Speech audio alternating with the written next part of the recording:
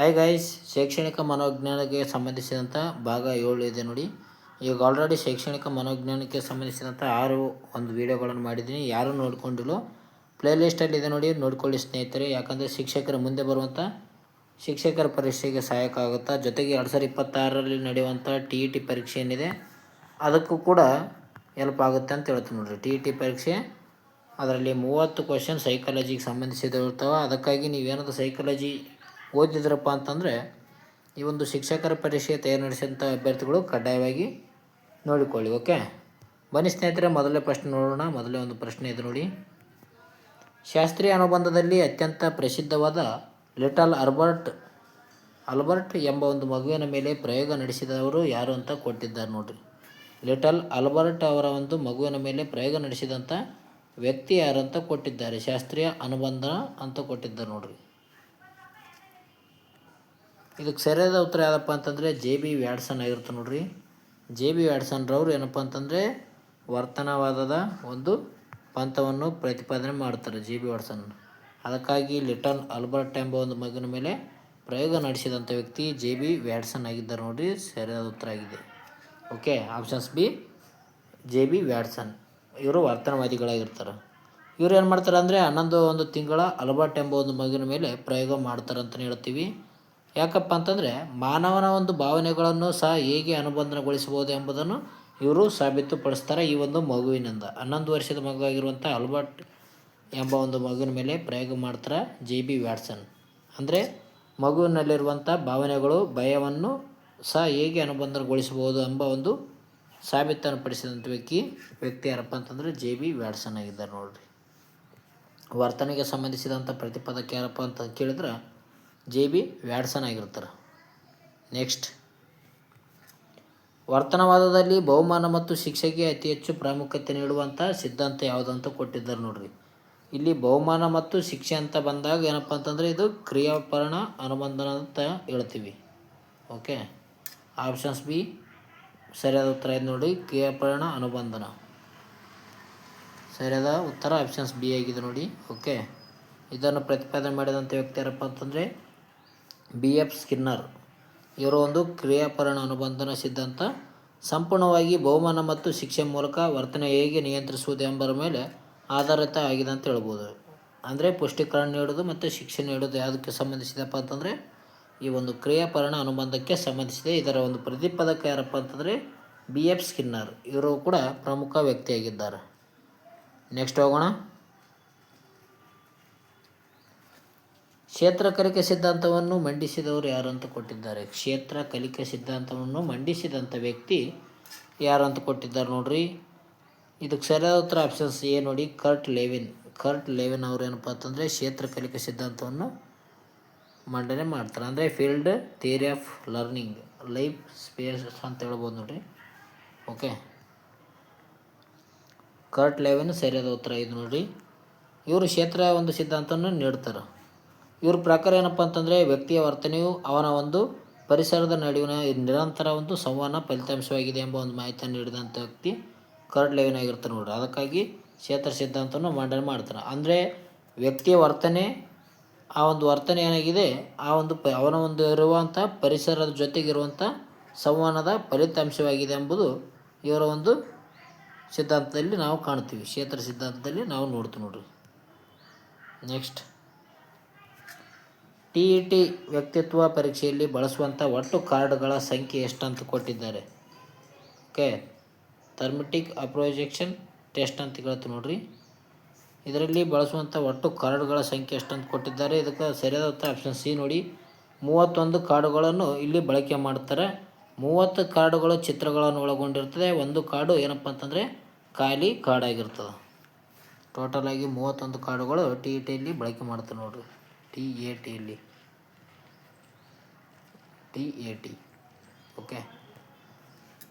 Okay, option C ಸರಿಯಾದ ಉತ್ತರ ಆಗಿದೆ ನೋಡ್ರಿ. ಇದನ್ನು ಪರೀಕ್ಷೆ ಮಾಡಿದಂಥ ವ್ಯಕ್ತಿಗಳು ಯಾರಪ್ಪ ಅಂತಂದರೆ ಮಾರ್ಗನ್ ಮತ್ತು ಮರ್ರೆ ಎಂಬ ವ್ಯಕ್ತಿಗಳು ಏನಪ್ಪ ಅಂತಂದರೆ ಈ ಒಂದು ಪರೀಕ್ಷೆಯನ್ನು ರೂಪಿಸ್ತಾರೆ. ಈ ಒಂದು ಪರೀಕ್ಷೆಯಲ್ಲಿ ಒಟ್ಟು 31 ಕಾರ್ಡುಗಳು ಕಂಡು ಬರ್ತವೆ. ಅದರಲ್ಲಿ 30 ಕಾರ್ಡುಗಳ ಮೇಲೆ ಮನುಷ್ಯರ ಅಸ್ಪಷ್ಟ ಚಿತ್ರಗಳಿರ್ತವೆ. ಒಂದು ಕಾರ್ಡ್ನಲ್ಲಿ ಏನಪ್ಪ ಅಂತಂದರೆ ಖಾಲಿ ಕಾರ್ಡ್ ಇರ್ತದೆ ಅಂತಲೇ ಹೇಳ್ತೀವಿ. ಸಾಮಾನ್ಯವಾಗಿ ಒಬ್ಬ ವ್ಯಕ್ತಿಗೆ ಗರಿಷ್ಠ 20 ಕಾರ್ಡುಗಳನ್ನು ನೀಡ್ತಾರೆ. ಓಕೆ, 20 ಕಾರ್ಡ್ಗಳನ್ನು ನೀಡುತ್ತಾರೆ ಅಂತ ಹೇಳ್ಬೋದು. ಯಾವ ಈ ಒಂದು TAT ಪರೀಕ್ಷೆಯಲ್ಲಿ ವ್ಯಕ್ತಿತ್ವ ಪರೀಕ್ಷೆ ಆಗಿದೆ ನೋಡಿ. TAT ಪರೀಕ್ಷೆ ಒಂದು ವ್ಯಕ್ತಿತ್ವದ ಪರೀಕ್ಷೆ ಆಗಿರ್ತದೆ. ನೆಕ್ಸ್ಟ್, ಎರಿಕ್ ಎರಿಕ್ಸನ್ ರವರ ಒಂದು ಮನೋಸಾಮಾಜಿಕ ಸಿದ್ಧಾಂತ ವಿಕಾಸ ಸಿದ್ಧಾಂತದ ಮೊದಲ ಹಂತ ಯಾವುದಂತ ಕೊಟ್ಟಿದ್ದಾರೆ ನೋಡಿರಿ. ಶೇಷಾವಸ್ಥೆಯ ಹಂತ ಯಾವುದಂತ ಕೊಟ್ಟಿದ್ದಾರೆ. ಅದು 0ರಿಂದ 1.5 ಥರ ಇರ್ತದೆ ನೋಡಿರಿ. 1.5 ವರ್ಷವರೆಗೆ ಇರುವಂಥ ಮಕ್ಕಳಲ್ಲಿ ಕಂಡು ಬರ್ತದೆ. ಅದೇನಂತ ಕೊಟ್ಟಿದ್ದಾರೆ ನೋಡಿರಿ. ಸರಿಯಾದ ಉತ್ತರ ಆಪ್ಷನ್ಸ್ ಬಿ, ನಂಬಿಕೆ ಮತ್ತು ಅಪನಂಬಿಕೆ ಕಂಡು ಬರ್ತದೆ ಎರಿಕ್ ಎರಿಕ್ಸನ್ ರವರು. ಇವರು ಒಟ್ಟು 8 ರೀತಿಯಂಥ ಒಂದು 8 ಹಂತಗಳನ್ನು ನೀಡ್ತಾರೆ ಅಂತ ಹೇಳ್ತೀವಿ. ಮೊದಲನೇದಾಗಿ ನಂಬಿಕೆ ಮತ್ತು ಅಪನಂಬಿಕೆ ಕಂಡು ಬರ್ತದೆ. ಓಕೆ, ಆಪ್ಷನ್ಸ್ ಬಿ ಸರಿಯಾದ ಉತ್ತರ ಆಗಿದೆ ನೋಡಿರಿ. ಇದು ಹುಟ್ಟಿನಿಂದ 1 ವರ್ಷದವರೆಗಿಂದ ಒಂದು ಮಕ್ಕಳಲ್ಲಿ ಕಂಡು ಬರ್ತದೆ ಅಂತ ಹೇಳ್ತೀವಿ. ನಂಬಿಕೆ ವಿರುದ್ಧ ಅಪನಂಬಿಕೆ ಎಂದು ಕರೀತಾರೆ ಅದಕ್ಕೆ. ಅಂದರೆ ತಾಯಿಯ ಪ್ರೀತಿ ಆರೈಕೆ ಮಾಡಿದರೆ ಅದನ್ನು ಒಂದು ಮಗುವಿನಲ್ಲಿ ಪ್ರಪಂಚದ ಬಗ್ಗೆ ನಂಬಿಕೆ ಬೆಳೀತದೆ. ಅದೇ ಇಲ್ಲವಾಗಿತ್ತಂದರೆ ಏನಾಗ್ತಂದರೆ ಅಪನಂಬಿಕೆ ಮೂಡ್ತದೆ ಮಕ್ಕಳಲ್ಲಿ. ತಾಯಿ ಏನಾದರೂ ಮಕ್ಕಳಿಗೆ ಪ್ರೀತಿ ನೀಡಿದಳಪ್ಪ ಅಂತಂದರೆ ಅದು ಪ್ರಪಂಚಕ್ಕೆ ನಂಬಿಕೆ ಉಂಟಾಗುತ್ತದೆ. ಆದರೆ ಅದೇ ಒಂದು ತಾಯಿ ಮಕ್ಕಳಿಗೆ ಪ್ರೀತಿ ಮಾಡದಿದ್ದರೆ ಆವಾಗ ಏನಾಗುತ್ತಂದರೆ ಅಪನಂಬಿಕೆ ಉಂಟಾಗುತ್ತದೆ. ಅಂದರೆ ಎಂಥ ತಾಯಿಯಪ್ಪ ಮಕ್ಕಳಿಗೆ ಜೀವ ಮಾಡ್ತಾರಲ್ಲ ಅಂತ ಹೇಳ್ತಾರೆ. ನೆಕ್ಸ್ಟ್, ವ್ಯಕ್ತಿತ್ವದ ಲಕ್ಷಣಗಳನ್ನು ಮೂಲಕ್ಕೆ ಮತ್ತು ಕೇಂದ್ರ ಗೌಣ ಎಂದು ಒಂದು ವಿವರಿಸಿದಂಥ ವ್ಯಕ್ತಿ ಯಾರಂತ ಕೊಟ್ಟರು. ವ್ಯಕ್ತಿತ್ವದ ಲಕ್ಷಣಗಳ ಬಗ್ಗೆ ಕೂಡ ಕೇಳ್ತಾರೆ ನೋಡ್ರಿ. ವ್ಯಕ್ತಿತ್ವದ ಒಂದು ಟಾಪಿಕ್ನಲ್ಲಿ ಕಂಡು ಬರ್ತದೆ. ಓಕೆ, ಮೂಲ ಕೇಂದ್ರ ಗೌಣ ಎಂಬ ಒಂದು ವಿವರಿಸಿದಂಥ ವ್ಯಕ್ತಿ ಯಾರಂತ ಕೊಟ್ಟಿದ್ದಾರೆ. ಆಪ್ಷನ್ಸ್ ಬಿ, ಗಾರ್ಡ್ನರ್ ಅಲ್ಫೋರ್ಟ್ ಅವರು ಏನು ಮಾಡ್ತಾರೆ ಅಂದರೆ ವ್ಯಕ್ತಿತ್ವದ ಲಕ್ಷಣಗಳನ್ನು ಮೂಲ ಕೇಂದ್ರ ಗೌಣ ಎಂದು ವಿವರಣೆಯನ್ನು ನೀಡುತ್ತಾರೆ. ಓಕೆ, ಆಪ್ಷನ್ಸ್ ಬಿ ಸರಿಯಾದ ಉತ್ತರ ಆಗಿದೆ ನೋಡ್ರಿ. ಗಾರ್ಡ್ನರ್ ಅಲ್ಫೋರ್ಟ್ ಏನು ಮಾಡ್ತಾರೆ ಅಂದರೆ ವ್ಯಕ್ತಿತ್ವವನ್ನು ನಿರ್ಧರಿಸುವಂಥ 3 ಹಂತಗಳನ್ನು ವಿವರಣೆಯನ್ನು ನೀಡುತ್ತಾರೆ ನೋಡ್ರಿ. ಯಾವ ರೀತಿಯಪ್ಪ ಅಂತಂದರೆ ಉದಾಹರಣೆಗೆ ಗಾಂಧೀಜಿಯವರ ಅಹಿಂಸಾ ಸತ್ವ ಅವರ ಮೂಲ ಅಥವಾ ಕಾರ್ಡಿನಲ್ ಗುಣವಾಗಿರ್ತದೆ ಅಂತ ಹೇಳ್ತಾರೆ. ಈ ಒಂದು ಗಾಂಧೀಜಿಯವರ ಒಂದು ತತ್ವ ಯಾವ ರೀತಿ ಇದೆ ಅಂದರೆ ಮೂಲ ಆಗಿರ್ತದೆ ಅಥವಾ ಒಂದು ಕಾರ್ಡಿನಲ್ ಗುಣವಾಗಿದೆ ಎಂಬ ಒಂದು ಮಾಹಿತಿಯನ್ನು ಕೂಡ ಹೇಳ್ಬೋದು. ನೆಕ್ಸ್ಟ್ ಹೋಗೋಣ. ನೆಕ್ಸ್ಟ್ ಪ್ರಶ್ನೆ, ಮಕ್ಕಳ ಮನೋವಿಜ್ಞಾನದಲ್ಲಿ ಆ್ಯಂಟಿಸಮ್ ಎಂಬ ಒಂದು ಪದವನ್ನು ಮೊಟ್ಟ ಮೊದಲ ಬಾರಿಗೆ ಬಳಕೆ ಮಾಡಿದಂಥ ವ್ಯಕ್ತಿ ಯಾರಂತ ಕೊಟ್ಟಿದ್ದಾರೆ ನೋಡ್ರಿ. ಪರೀಕ್ಷೆಯಲ್ಲಿ ಕೇಳ್ಬೋದು ನೋಡಿ ಸ್ನೇಹಿತರೆ. TET ಪರೀಕ್ಷೆಯಲ್ಲಿ ಕೂಡ ಹೆಲ್ಪ್ಫುಲ್ ಆಗುತ್ತೆ. ಯಾಕಂದರೆ 30 ಸೈಕಾಲಜಿಗೆ ಸಂಬಂಧಿಸಿದಂಥ ಪ್ರಶ್ನೆಗಳು ಇರ್ತವೆ. ಅದರಾಗಿ GPS ಸ್ಟಾರಲ್ಲಿ 50 ಪ್ರಶ್ನೆಗಳು ಏನಪ್ಪ ಅಂತಂದರೆ ಈ ಒಂದು ಸೈಕಾಲಜಿಗೆ ಸಂಬಂಧಿಸಿದಂಥ ಪ್ರಶ್ನೆಗಳಾಗಿರ್ತಾವೆ. ಮಕ್ಕಳ ಮನೋವಿಜ್ಞಾನದಲ್ಲಿ ಆ್ಯಂಟಿಸಮ್ ಎಂಬ ಒಂದು ಪದವನ್ನು ಬಳಕೆ ಮಾಡಿದಂಥ ಮೊದಲ ವ್ಯಕ್ತಿ ಯಾರಪ್ಪ ಅಂತಂದರೆ ಲಿಯೋ ಕ್ಯಾನರ್ ಅಂತ ಕರೀತಾರೆ. ಅವರು ಈ ಒಂದು ಆ್ಯಂಟಿಸಮ್ ಎಂಬ ಒಂದು ಪದವನ್ನು ಬಳಕೆ ಮಾಡ್ತಾರೆ ನೋಡ್ರಿ. ಅದಕ್ಕಾಗಿ ಆಪ್ಷನ್ಸ್ ಎ ಸರಿಯಾದ ಉತ್ತರ ಆಗಿದೆ ನೋಡ್ರಿ. ಇವರು ಏನಪ್ಪ ಅಂತಂದರೆ ಅಮೇರಿಕಾದ ಒಂದು ಮನೋವೈದ್ಯ ಆಗಿರ್ತಾರೆ ಅಂತ ಹೇಳ್ತೀವಿ, ಲಿಯೋ ಕ್ಯಾನರ್ ಅವರು. ಇವರು 1943ರಲ್ಲಿ ಏನು ಮಾಡ್ತಾರಪ್ಪ ಅಂತಂದರೆ ಮಕ್ಕಳಲ್ಲಿ ಕಂಡುಬರುವಂಥ ಸಾಮಾಜಿಕ ಸಂವಹನ ಕೊರತೆ ಈ ಒಂದು ವಿಶಿಷ್ಟ ಒಂದು ಸ್ಥಿತಿಯನ್ನು ವಿವರಿಸಲು ಆ್ಯಂಟಿಸಮ್ ಎಂಬ ಒಂದು ಪದವನ್ನು ಬಳಕೆ ಮಾಡುತ್ತಾರೆ. ಯಾವಾಗ? 1943ರಲ್ಲಿ. ನೆಕ್ಸ್ಟ್, ಮಗು ತಾನೇ ಸ್ವತಂತ್ರವಾಗಿ ಕಲಿಯುವುದಕ್ಕೂ ಮತ್ತು ಹಿರಿಯರ ಮಾರ್ಗದರ್ಶನದಲ್ಲಿ ಕಲಿಯುವುದಕ್ಕೂ ಇರುವಂಥ ಅಂತರವನ್ನು ವೈಗೋಟ್ಸ್ಕಿ ಅವರು ಏನೆಂದು ಕರೆದಿದ್ದಾರೆ ಅಂತ ಕೊಟ್ಟಿದ್ದಾರೆ. ಅಂದರೆ ಮಕ್ಕಳು ಸೆಲ್ಫ್ ಸ್ಟಡಿ ಮಾಡಿಕೊಂಡು ಕಲಿಯುವುದಕ್ಕೂ ಶಿಕ್ಷಕರಿಂದ ಕಲಿಯುವುದಕ್ಕೂ ಇರುವಂಥ ಒಂದು ಅಂತರವನ್ನು ವೈಗೋಟ್ಸ್ಕಿ ಅವರು ಏನೆಂದು ಕರೆದಿದ್ದಾರೆ ಅಂತ ಕೊಟ್ಟಿದ್ದಾರೆ. ಇದಕ್ಕೆ ಸರಿಯಾದ ಉತ್ತರ ZPD ಅಂತ ಕರಿತೀವಿ. ZPD ಝೋನ್ ಆಫ್ ಕರಿತೀವಿ ನೋಡ್ರಿ, ವಲಯ ಸಮೀಪ ವಿಕಾಸ ಅಂತ ಕರೀತಾರೆ. ಓಕೆ, ಆಪ್ಷನ್ಸ್ ಬಿ ಸರಿಯಾದ ಉತ್ತರ ಆಗಿದೆ ನೋಡಿ. ZPD ಅಂದರೆ ಏನಪ್ಪ ಅಂತಂದರೆ ಝೋನ್ ಆಫ್ ಪಾರ್ಸಿಮಲ್ ಡೆವಲಪ್ಮೆಂಟ್ ಅಂತ ಕರಿತಾರೆ ನೋಡ್ರಿ ಇದಕ್ಕೆ. ಓಕೆ, ಅಂದರೆ ವಲಯದ ಸಮೀಪ ವಿಕಾಸ ಎಂದು ಕರೆಯುತ್ತಾರೆ. ಮಗುವಿನ ಪ್ರಸ್ತುತ ಸಾಮರ್ಥ್ಯ ಮತ್ತು ಶಿಕ್ಷಕರ ಬೆಂಬಲದಿಂದ ತಲುಪಬಹುದಾದ ಗರಿಷ್ಠ ಸಾಮರ್ಥ್ಯದ ನಡುವಿನ ಅಂತರವನ್ನು ಈ ಒಂದು ವಲಯ ಸಮೀಪ ವಿಕಾಸ ಎಂದು ಕರೆದಿದ್ದಾರೆ ವೈಗೋಟ್ಸ್ಕಿ ಅವರು. ಓಕೆ, ನೆಕ್ಸ್ಟ್ ಹೋಗೋಣ. ಬುದ್ಧಿಶಕ್ತಿಯ ದ್ರವ ಮತ್ತು ಅರಳುಗಟ್ಟಿದ ಒಂದು ಸಿದ್ಧಾಂತವನ್ನು ನೀಡಿದವರು ಯಾರಂತ ಕೊಟ್ಟಿದ್ದಾರೆ ನೋಡ್ರಿ. ಬುದ್ಧಿಶಕ್ತಿಯ ಅರಳುಗಟ್ಟಿದ ಸಿದ್ಧಾಂತ ನೀಡಿದಂಥ ವ್ಯಕ್ತಿ ಯಾರಪ್ಪ ಅಂತಂದರೆ ರೇಮಂಡ್ ಕ್ಯಾಟಲಿ ಆಗಿದ್ದಾರೆ ನೋಡ್ರಿ. ರೇಮಂಡ್ ಕ್ಯಾಟಲಿ ಸರಿಯಾದ ಉತ್ತರ ಆಗಿದೆ ನೋಡ್ರಿ. ಇವ್ರು ಏನು ಹೇಳ್ತಾರಪ್ಪ ಅಂತಂದರೆ ದ್ರವ ಬುದ್ಧಿಶಕ್ತಿಯು ಹೊಸ ಸಮಸ್ಯೆಗಳನ್ನು ಬಿಡಿಸುವ ಜನ್ಮಜಾತ ಸಾಮರ್ಥ್ಯವಾಗಿದೆ ಎಂಬ ಒಂದು ಮಾಹಿತಿಯನ್ನು ಹೇಳ್ತಾರೆ. ಅದೇ ರೀತಿಯಾಗಿ ಅರಳುಗಟ್ಟಿದ ಬುದ್ಧಿಶಕ್ತಿ ಏನಪ್ಪ ಅಂತಂದರೆ ಅನುಭವ ಮತ್ತು ಶಿಕ್ಷಣದಿಂದ ಪಡೆದ ಜ್ಞಾನವಾಗಿದೆ ಎಂಬ ಒಂದು ಮಾಹಿತಿಯನ್ನು ನೀಡಿದಂಥ ವ್ಯಕ್ತಿ ರೇಮಂಡ್ ಕ್ಯಾಟ್ಲೆ ಆಗಿದ್ದ ನೋಡ್ರಿ. ಓಕೆ, ದ್ರವ ಮತ್ತು ಅರಳುಗಟ್ಟಿದ ಎಂಬ ಒಂದು ಬುದ್ಧಿಶಕ್ತಿ ಮಾಹಿತಿ ನೀಡಿದಂಥ ವ್ಯಕ್ತಿ ಅರಳು ಕ್ಯಾಟ್ಲೆ. ಅದರಲ್ಲಿ ದ್ರವ ಏನಪ್ಪ ಅಂತಂದರೆ ದ್ರವ ಬುದ್ಧಿಶಕ್ತಿ ಏನಪ್ಪ ಅಂತಂದರೆ ಹೊಸ ಸಮಸ್ಯೆಗಳು ಯಾವ ರೀತಿಯಾಗಿ ಬಿಡಿಸ್ಬೇಕೆಂಬ ಒಂದು ಮಾಹಿತಿಯನ್ನು ನೀಡ್ತದೆ. ಅದೇ ರೀತಿಯಾಗಿ ಅರಳುಗಟ್ಟಿದ ಒಂದು ಬುದ್ಧಿಶಕ್ತಿ ಏನಪ್ಪ ಅಂತಂದರೆ ಅನುಭವ ಮತ್ತು ಶಿಕ್ಷಣದಿಂದ ಪಡೆದ ಜ್ಞಾನವನ್ನು ವಿವರಣೆಯನ್ನು ನೀಡುತ್ತದೆ. ನೆಕ್ಸ್ಟ್, ನನಗೆ ಒಂದು ಡಜನ್ ಆರೋಗ್ಯವಂತ ಮಕ್ಕಳನ್ನು ಕೊಡಿ, ನೀವು ಕೇಳಿದಂತೆ ಅವರನ್ನು ವೈದ್ಯರಾಗಿಯೋ ಕಳ್ಳನಾಗಿಯೋ ಬೆಳೆಸುತ್ತೇನೆ ಎಂದು ಹೇಳಿದವರು ವ್ಯಕ್ತಿ ಯಾರಂತ ಕೊಟ್ಟಿದ್ದಾರೆ. ಇದು ಕೂಡ ಭಾಳ ಇಂಪಾರ್ಟೆಂಟ್ ಆದಂಥ ವ್ಯಕ್ತಿ, ಯಾಕಂದರೆ ಇದು ಪ್ರಮುಖವಾದಂಥ ಹೇಳಿಕೆ ಆಗಿದೆ ಅಂತ ಹೇಳ್ಬೋದು ಒಬ್ಬ ವ್ಯಕ್ತಿದು. ಆ ವ್ಯಕ್ತಿ ಯಾರಪ್ಪ ಅಂತಂದರೆ JB ವ್ಯಾಟ್ಸನ್ ನೋಡ್ರಿ. ಯಾಕಪ್ಪ ಅಂತಂದರೆ ಇವರು ವರ್ತನೆ ಬಗ್ಗೆ ಅಧ್ಯಯನ ಮಾಡಿರ್ತಾರಲ್ಲ, ಅದಕ್ಕಾಗಿ ಈ ಒಂದು ಹೇಳಿಕೆಯನ್ನು ನೀಡ್ತಾರೆ. ಮಕ್ಕಳನ್ನು ನಾವು ಪರಿಸರದ ಜೊತೆಗೆ ಯಾವ ರೀತಿಯಾಗಿ ಕೂಡ ಅವರನ್ನು ಕಳ್ಳನಾಗಿಯೂ ಮಾಡ್ಬೋದು, ವೈದ್ಯರಾಗಿಯೂ ಮಾಡ್ಬೋದು ಎಂಬ ಒಂದು ಹೇಳಿಕೆ ನೀಡಿದಂಥ ವ್ಯಕ್ತಿ JB ವ್ಯಾಟ್ಸನ್ ಅಂತ ಹೇಳ್ತೀವಿ ನೋಡಿ. ಓಕೆ, ಮಗುವಿನ ಬೆಳವಣಿಗೆಯಲ್ಲಿ ಆನುವಂಶಿಕತೆಗಿಂತ ಪರಿಸರವು ಎಷ್ಟು ಪ್ರಬಲವಾಗಿದೆ ಎಂಬುದನ್ನು ಇವರು ಈ ಮೂಲಕ ಸವಾಲಾಗ್ತಾರೆ ಅಂತಲೇ ಹೇಳ್ತಾರೆ ನೋಡ್ರಿ. ಅಂದರೆ ಆನುವಂಶಿಕಗಿಂತ ಈ ಒಂದು ಪರೀಕ್ಷೆ ಅಂದರೆ ಪರಿಸರ ಪ್ರಬಲವಾಗಿದೆ ಅಂತ ಹೇಳ್ತಾರೆ. ನೆಕ್ಸ್ಟ್ ಹೋಗೋಣ. ಅಬ್ರಹಾಂ ಮಾಸ್ಲೋ ಅವರ ಅಗತ್ಯಗಳ ಶ್ರೇಣಿಯಲ್ಲಿ ದೈಹಿಕ ಅಗತ್ಯತೆಗಳ ಒಂದು ನಂತರ ಬರುವಂಥ ಎರಡನೇ ಹಂತ ಯಾವುದು ಅಂತ ಕೊಟ್ಟಿದ್ದಾರೆ ನೋಡ್ರಿ. ಅಬ್ರಹಾಂ ಮಾಸ್ಲೋ ಅವರು ಈ ಒಂದು ತ್ರಿಕೋನಾಕಾರದಂಥ ಒಂದು ತ್ರಿಕೋನದಲ್ಲಿ ಹೇಳ್ತಾರೆ. ಮೊದಲನೇದ್ದು ದೈಹಿಕ ಅಗತ್ಯದ ಬಗ್ಗೆ ಮಾಹಿತಿಯನ್ನು ನೀಡ್ತಾರೆ. ಎರಡನೇ ಹಂತ ಯಾವುದಂತ ಕೊಟ್ಟಿದ್ದಾರೆ. ಟೋಟಲ್ ಆಗಿ 5 ರೀತಿಯ ಹಂತಗಳನ್ನು ನಾವು ನೋಡ್ತೀವಿ ಅಬ್ರಹಾಂ ಮಾಸ್ಲೋ ಅವ್ರದ್ದು. ಅದರಲ್ಲಿ ಮೊದಲನೇ ಹಂತ ಯಾವುದಪ್ಪ ಅಂತಂದರೆ ದೈಹಿಕ ಅಗತ್ಯತೆಗಳು, ಶಾರೀರಿಕ ಅಗತ್ಯತೆಗಳು ಅಂತ ಕರೀತಾರೆ. ಎರಡನೇದು ಬರುತ್ತಾ ಯಾವುದಪ್ಪ ಅಂತಂದರೆ ಭದ್ರತೆ ಅಗತ್ಯತೆ. ಓಕೆ, ಮೂರನೇದು ಯಾವುದಪ್ಪ ಅಂತಂದರೆ ಪ್ರೀತಿ ಮತ್ತು ಒಂದು ಪ್ರಮುಖ ಭಾವನೆ ಬಗ್ಗೆ ಮಾಹಿತಿಯನ್ನು ನೀಡುತ್ತದೆ. ನಾಲ್ಕನೇದು ಬರುತ್ತೆ ಒಂದು ಆತ್ಮಗೌರವದ ಬಗ್ಗೆ ಅಗತ್ಯತೆ ಬಗ್ಗೆ ಮಾಹಿತಿಯನ್ನು ನೀಡುತ್ತದೆ ನಾಲ್ಕನೇದು. ಐದನೇದು ಯಾವುದಪ್ಪ ಅಂತಂದರೆ ಕೊನೆಯದು ಆತ್ಮ ಸಾಕ್ಷಾತ್ಕಾರ ಅಂತ ನಾವು ಕೇಳ್ತೀವಿ. ಈ ರೀತಿಯಾಗಿ 5 ರೀತಿಯ ಅಬ್ರಹಾಂ ಮಾಸ್ಲೋ ಅವರು ಒಂದು ಹಂತಗಳನ್ನು ನಾವು ನೋಡ್ತೀವಿ. ಇದರಲ್ಲಿ ಈಗ ಪ್ರಶ್ನೆಯಲ್ಲಿ ಕೊಟ್ಟಿದ್ದಾರೆ ಎರಡನೇ ಹಂತ ಯಾವುದಪ್ಪ ಅಂತ ಕೊಟ್ಟಿದ್ದಾರೆ. ಎರಡನೇ ಹಂತ ಯಾವುದಪ್ಪ ಅಂತಂದರೆ ಈ ಒಂದು ಭದ್ರತೆಯ ಅಗತ್ಯತೆ ಆಗಿದೆ. ಓಕೆ, ಭದ್ರತೆಯ ಅಗತ್ಯತೆಗಳು. ಈ ಭದ್ರತೆ ಅಗತ್ಯತೆ ಯಾವ ರೀತಿಯಪ್ಪ ಅಂತಂದರೆ ಆರ್ಥಿಕತೆ ಆಗಿರ್ಬೋದು. ಒಬ್ಬ ಮನುಷ್ಯನ ಒಂದು ಆರ್ಥಿಕತೆ ಆಗಿರ್ಬೋದು, ಹಣವನ್ನು ಸಂಪಾದನೆ ಮಾಡ್ಬೋದಾಗಿರ್ಬೋದು, ನೌಕರಿಯನ್ನು ಹಿಡಿಯೋದಾಗಿರ್ಬೋದು. ಓಕೆ, ಒಂದು ಮನೆ ಖರೀದಿ ಮಾಡೋದಾಗಿರ್ಬೋದು, ಮನೆಯನ್ನು ನಿರ್ಮಾಣ ಮಾಡೋದಾಗಿರ್ಬೋದು. ಈ ರೀತಿಯಾದಂಥ ಭದ್ರತೆ ಮಾಡೋದನ್ನು ನಾವು ಎರಡನೇ ಒಂದು ಹಂತದಲ್ಲಿ ಅಬ್ರಹಾಂ ಮಾಸ್ಲೋ ಅವರ ಒಂದು ಎರಡನೇ ಹಂತದಲ್ಲಿ ನೋಡ್ತೀವಿ. ಓಕೆ, ಎರಡನೇ ಹಂತ ಅದಕ್ಕಾಗಿ ಓಕೆ ಆಪ್ಷನ್ ಸಿ ಸರಿಯಾದ ಉತ್ತರ ಆಗಿದೆ ನೋಡ್ರಿ. ಮೊದಲನೇ ಹಂತ ಯಾವುದಪ್ಪ ಅಂತಂದರೆ ಆಹಾರ, ನೀರು, ನಿದ್ರೆ ಅಂತ ಹೇಳ್ತೀವಿ. ಇದಕ್ಕೆ ದೈಹಿಕ ಅಗತ್ಯತೆಗಳಂತ ಕರೀತಾರೆ. ಓಕೆ, ನಂತರ ಬರುವಂಥ ವ್ಯಕ್ತಿಯು ತನ್ನ ಒಂದು ಉದ್ಯೋಗ, ಆರೋಗ್ಯ ಮತ್ತು ರಕ್ಷಣೆಗಾಗಿ ಭದ್ರತೆಯ ಅಗತ್ಯತೆ ಇಂಪಾರ್ಟೆಂಟ್ ಆಗಿರುತ್ತೆ. ಎರಡನೇದ್ದು ಸೆಲ್ಫಿ ಆ್ಯಂಡ್ ಸೆಕ್ಯೂರಿಟಿ ನೀಡ್ಸ್ ಹುಡುಕ್ತಾನೆ ಅಂತ ಹೇಳ್ತೀವಿ. ಈಗ ನಾವು ಕೂಡ ಅದನ್ನೇ ಹುಡುಕಲು ಇಚ್ಛೆ ಪಡ್ತೀವಿ ನೋಡ್ರಿ. ಯಾಕಪ್ಪ ಅಂತಂದರೆ ನಮಗೂ ಕೂಡ ಭದ್ರತೆ ಅಗತ್ಯತೆ ಬೇಕಾಗಿದೆ. ಒಂದು ಅಬ್ರಹಾಂ ಮಾಸ್ಲೋ ಅವರ ಎರಡನೇ ಅಗತ್ಯ ನಮಗೂ ಕೂಡ ಬೇಕಾಗಿದೆ. ಯಾಕಪ್ಪ ಅಂತಂದರೆ ಉದ್ಯೋಗ, ಆರೋಗ್ಯ ಮತ್ತು ಆಸ್ತಿ ರಕ್ಷಣೆ ಬಗ್ಗೆ ನಾವು ಹುಡುಕ್ತಾ ಇದ್ದೀವಿ. ನೆಕ್ಸ್ಟ್ ಹೋಗೋಣ.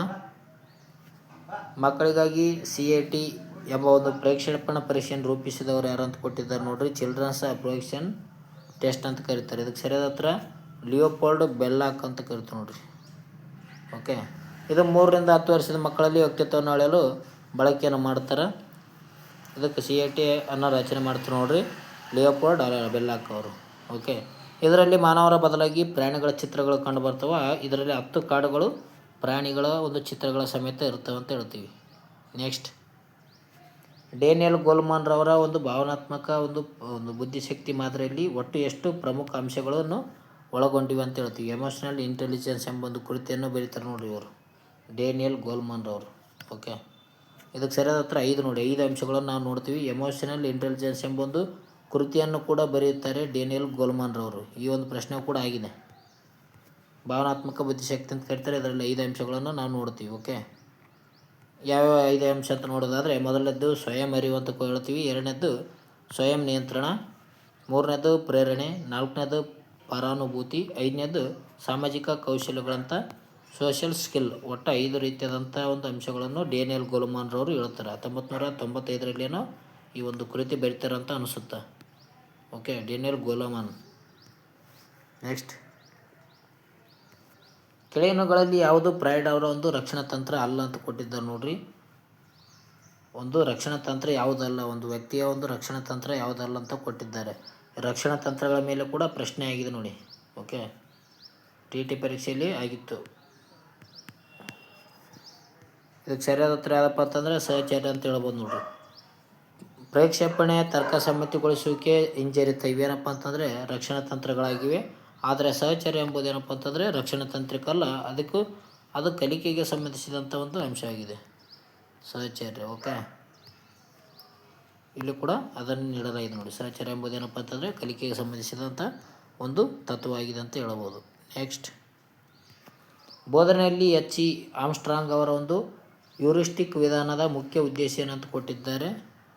ಇದಕ್ಕೆ ಸರಿಯಾದ ಉತ್ತರ ಆಪ್ಷನ್ಸ್ ಬಿ ನೋಡಿ. ವಿದ್ಯಾರ್ಥಿಯ ಅನ್ವೇಷಣೆಕಾರನಾಗಿ ಕಲಿಯುವುದನ್ನು ಹೇಳ್ತಾರೆ. ಯಾರು? ಹ್ಯೂರಿಸ್ಟಿಕ್ ವಿಧಾನ ಅಂತ ಕರೆಯುತ್ತಾರೆ. ಇದನ್ನು ಆಮ್ಸ್ಟ್ರಾಂಗ್ ಅವರು ಹೇಳ್ತಾರೆ ನೋಡ್ರಿ. H.E. ಆಮ್ಸ್ಟ್ರಾಂಗ್ ಅವರು ಏನು ಹೇಳ್ತಾರಪ್ಪ ಅಂತಂದರೆ ಹ್ಯೂರಿಸ್ಟಿಕ್ ವಿಧಾನ ಮುಖ್ಯ ಉದ್ದೇಶ ಏನಾಗಿರುತ್ತಪ್ಪ ಅಂತಂದರೆ ವಿದ್ಯಾರ್ಥಿ ಸ್ವತಃ ಅನ್ವೇಷಣೆ ಮಾಡಿ ಕಲಿಯೋದಾಗಿರ್ತದೆ. ಓಕೆ, ಇವರು ಗ್ರೀಕ್ ದೇಶದ ಒಂದು ಪದ ಆಗಿದೆ ಅಂತ ಹೇಳ್ಬೋದು ಹ್ಯೂರಿಸ್ಟಿಕ್. ಇದು ಗ್ರೀಕ್ ಪದದ ಒಂದು ಅರ್ಥ ಏನಪ್ಪ ಅಂತಂದರೆ ನಾನು ಕಂಡುಹಿಡಿಯುತ್ತೇನೆ ಎಂಬುದು ಆಗಿರ್ತದೆ. ಈ ಒಂದು ವಿಧಾನದಲ್ಲಿ ಏನಪ್ಪ ಅಂತಂದರೆ ಶಿಕ್ಷಕರು ಕೇವಲ ಮಾರ್ಗದರ್ಶಕರಾಗಿರ್ತಾರೆ.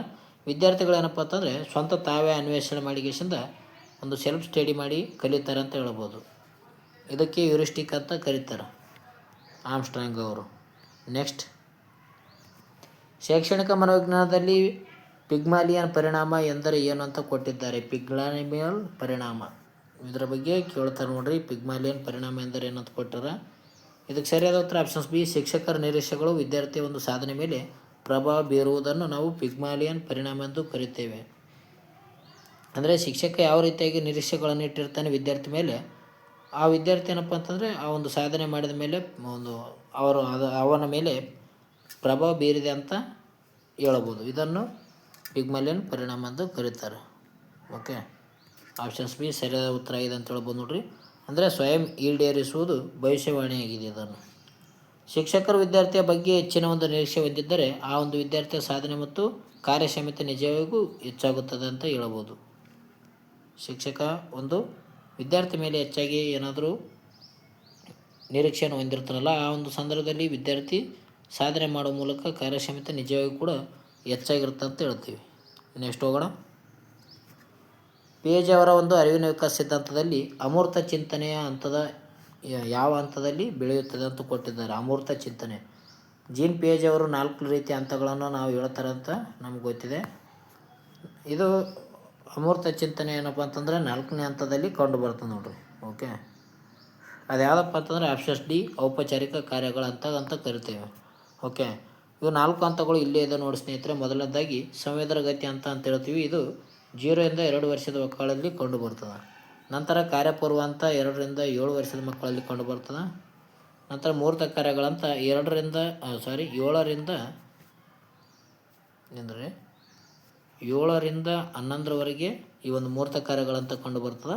11ರಿಂದ ಮೇಲ್ಪಟ್ಟ ವ್ಯಕ್ತಿಗಳಲ್ಲಿ ಏನಪ್ಪ ಅಂತಂದರೆ 11 ವರ್ಷಕ್ಕಿಂತ ಮೇಲ್ಪಟ್ಟ ಒಂದು ಮಕ್ಕಳಲ್ಲಿ ಔಪಚಾರಿಕ ಅಂತ ಕಂಡು ಬರ್ತದೆ. ಈ ಒಂದು ಔಪಚಾರಿಕ ಹಂತದಲ್ಲಿ ಏನು ಮಾಡ್ತಾರೆ ಅಂದರೆ ಮಕ್ಕಳು ಅಮೂರ್ತ ಚಿಂತನೆಯನ್ನು ಮಾಡ್ತಾರೆ. ಅಂದರೆ ಸ್ವಂತ ತಾವೇ ಯೋಚನೆ ಮಾಡಿಗೆಸಿಂದ ಒಂದು ತೀರ್ಮಾನದ ಬಗ್ಗೆ ಮಾತನ್ನು ಹೇಳೋದಾಗಿರ್ಬೋದು, ಅದರ ಬಗ್ಗೆ ಒಂದು ಸರಿಯಾದ ರೀತಿಯಲ್ಲಿ ರೆಸ್ಪಾನ್ಸ್ ಮಾಡ್ತಾರೆ ನೋಡ್ರಿ. ಅಮೂರ್ತ ಚಿಂತನೆ ಮಾಡಿಗೆಸಿಂದ ಒಂದು ಕಾರ್ಯವನ್ನು ನಿರ್ವಹಿಸ್ತಾರೆ. ಇದು ಯಾವ ಒಂದು ಹಂತದಲ್ಲಿ ಕಂಡು ಬರ್ತದೆ ಅಂದರೆ ಔಪಚಾರಿಕ ಹಂತದಲ್ಲಿ ಕಂಡು ಬರ್ತದೆ. ಓಕೆ, ಇದಕ್ಕೆ ಸರಿಯಾದ ಉತ್ತರ ಯಾವುದಾಗಿತ್ತು? 4ನೇದಾಗಿತ್ತು ನೋಡಿರಿ. ಆಪ್ಷನ್ಸ್ ಡಿ ಆಗಿದೆ. ಓಕೆ, ಔಪಚಾರಿಕ ಕಾರ್ಯಗಳಂತ 11 ವರ್ಷದ ಮಕ್ಕಳಲ್ಲಿ ಕಂಡು ಬರ್ತದೆ ನೋಡ್ರಿ. 11 ವರ್ಷಗಳ ನಂತರದ ಮಕ್ಕಳಲ್ಲಿ ಕಂಡು ಬರ್ತದೆ. ಅಂದರೆ ಕೇವಲ ಕಣ್ಣಿಗೆ ಕಾಣುವ ವಸ್ತುಗಳ ಬಗ್ಗೆ ಮಾತ್ರವಲ್ಲದೆ ಕಣ್ಣಿಗೆ ಕಾಣದ ಅಮೂರ್ತ ಪರಿಕಲ್ಪನೆಗಳ ಬಗ್ಗೆ ತಾರ್ಕಿಕವಾಗಿ ಯೋಚಿಸಲು ಪ್ರಾರಂಭವನ್ನು ಮಾಡುತ್ತಾರೆ ಈ ಒಂದು ಅವಧಿಯಲ್ಲಿ.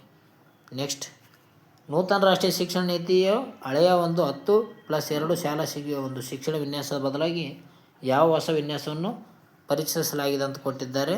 ಇದನ್ನು ಕಮೆಂಟ್ ಮೂಲಕ ತಿಳಿಸಿ. ಓಕೆ, ನಿಮಗೊಂದು ಪ್ರಶ್ನೆ ಇರಬೇಕಲ್ಲ, ಅದಕ್ಕಾಗಿ ಈ ಒಂದು ಪ್ರಶ್ನೆ ನೀಡಿದ್ದಾರೆ ನೋಡಿರಿ. ಈಗ ಒಂದು ಶಿಕ್ಷಣ ವಿನ್ಯಾಸದ ಯಾವ ವಿನ್ಯಾಸ ಇದೆ ಅಂತ ಕೊಟ್ಟಿದ್ದಾರೆ ನೋಡಿರಿ. ರಾಷ್ಟ್ರೀಯ ಶಿಕ್ಷಣ ನೀತಿ ಯಾವ ವಿನ್ಯಾಸವನ್ನು ಪರಿಚಯಿಸಿದ್ದಾರೆ ಅಂತ ಕೊಟ್ಟಿದ್ದಾರೆ. ಇದಕ್ಕೆ ಉತ್ತರನ ಕಮೆಂಟ್ ಮೂಲಕ ತಿಳಿಸಿ. ನೆಕ್ಸ್ಟ್ ಪ್ರಶ್ನೆ ಬಂದಿದ್ದು ನೋಡಿ. ಮಂದಗತಿಯ ಕಲಿಯುವವರ ಅಥವಾ ಸೌಮ್ಯ ಮಾನಸಿಕ ನ್ಯೂನತೆ ಹೊಂದಿರುವವರ ಐಕ್ಯು ಮಿತಿ ಎಷ್ಟಾಗಿರುತ್ತೆ ಅಂತ ಕೊಟ್ಟಿದ್ದಾರೆ. ಇದನ್ನು ಕೂಡ ಕಮೆಂಟ್ ಮೂಲಕ ತಿಳಿಸಿ. ಓಕೆ, ಮಂದಗತಿ ಕಲಿಯುವ ಮಕ್ಕಳಲ್ಲಿ ಕಂಡುಬರುವಂಥ ಒಂದು ಐಕ್ಯು ಲೆವೆಲ್ ಎಷ್ಟಿದೆ ಅಂತ ಕಮೆಂಟ್ ಮೂಲಕ ತಿಳಿಸಿ. ನೆಕ್ಸ್ಟ್ ಹೋಗೋಣ. ನೆಕ್ಸ್ಟ್ ಪ್ರಶ್ನೆ, ಕಲಿಕಾ ವಕ್ರರೇಖೆಯಲ್ಲಿ ತಾತ್ಕಾಲಿಕವಾಗಿ ಕಲಿಕೆಯು ನಿಂತು ಹೋಗುವ ಒಂದು ಹಂತವನ್ನು ಏನೆಂದು ಕರೆಯುತ್ತಾರೆ ಅಂತ ಕೊಟ್ಟಿದ್ದಾರೆ ನೋಡಿರಿ. ಯಾವುದೇ ಒಂದು ಪ್ರಗತಿ ಕಾಣದೆ ನಿಂತು ಹೋಗುವಂಥ ಹಂತವನ್ನು ಯಾವುದೇ ಅಂತ ಕೊಟ್ಟಿದ್ದಾರೆ. ಸರಿಯಾದ ಉತ್ತರ ಆಪ್ಷನ್ಸ್ ಬಿ, ಕಲಿಕಾ ಪ್ರಸ್ಥಭೂಮಿ ಅಂತ ಕರೀತಾರೆ.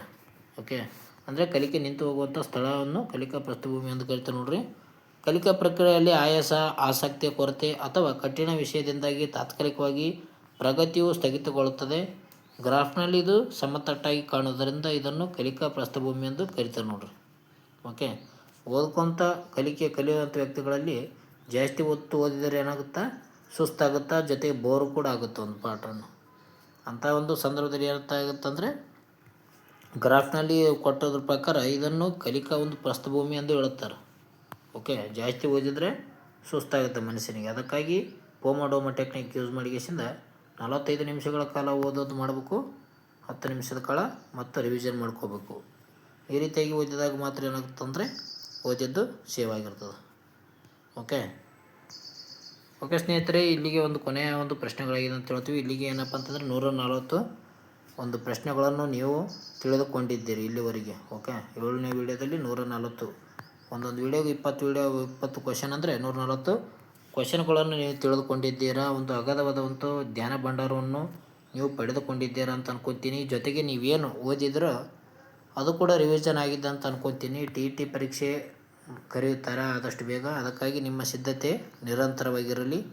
2026ರಲ್ಲಿ ನಡೆಯುವಂಥ TET ಪರೀಕ್ಷೆಯಲ್ಲಿ ಹೆಚ್ಚಿನ ಸ್ಕೋರ್ ನಿಮ್ಮ ಒಂದು ಅಂಕದಲ್ಲಿ ಬೀಳಲಿ ಅಂತ ನಾನು ಹೇಳ್ತೀನಿ ನೋಡಿ ಸ್ನೇಹಿತರೆ. ಈ ವಿಡಿಯೋ ಇಷ್ಟ ಆಯ್ತಪ್ಪ ಅಂತಂದರೆ ಲೈಕ್ ಮಾಡಿ, ಶೇರ್ ಮಾಡಿ, ಸಬ್ಸ್ಕ್ರೈಬ್ ಮಾಡಿ. ನಿಮ್ಮ ಅನಿಸಿಕೆಯನ್ನು ಕಮೆಂಟ್ ಮೂಲಕ ತಿಳಿಸಿ. ಮುಂದಿನ ವಿಡಿಯೋದಲ್ಲಿ ಸಿಗೋಣ. ಟೇಕ್ ಕೇರ್, ಬಾಯ್. ಇಲ್ಲಿವರೆಗೂ ನೋಡಿದ್ದಕ್ಕಾಗಿ ಎಲ್ಲರಿಗೂ ಧನ್ಯವಾದಗಳು. ನಿಮ್ಮ ಸ್ನೇಹಿತರು ಕೂಡ ಶೇರ್ ಮಾಡಿ ಸ್ನೇಹಿತರೆ.